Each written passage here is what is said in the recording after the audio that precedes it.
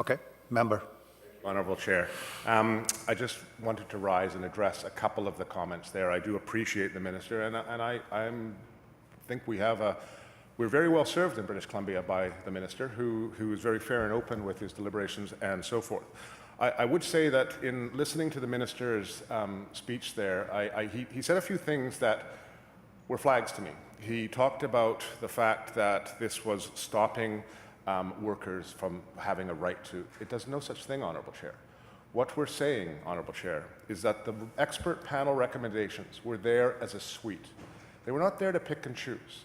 We recognize and we've supported all of the recommendations, the successorship, the important successorship changes. We supported that. In this particular case, what we're saying is we don't think the expert panel did the work that needs to be done to carve out the construction sector to look at that independently. Now, the Minister has suggested that he has the solution. That's his view, and that's fine, and it's his prerogative to have that. Our position is that we don't have that information. We don't have that information on which to make a decision in this area, because I suspect that the construction industry would have a lot more that might have to change if we actually went to a review. I honestly don't think the construction industry in the province of British Columbia have been served well. I don't think they've been served well for many, many years. I come back to the issue that if there are many sites, that will be represented by a multitude of other unions. But if you are a trade union, a building trade, you cannot raid into those unions. And the Minister says that that's their right.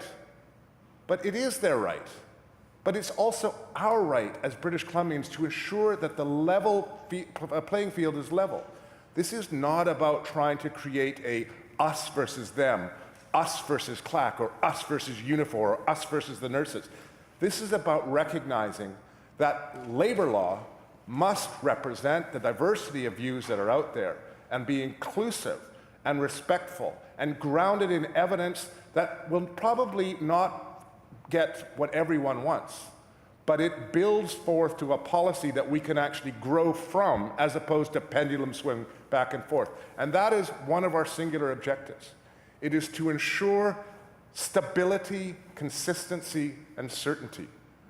And we're not convinced, and certainly no evidence was put for us, that with the change to the summer months, that in fact that will be maintained with an annual as opposed to the existing recommendation within the panel. And with that, Honourable Speaker, I'll take my place.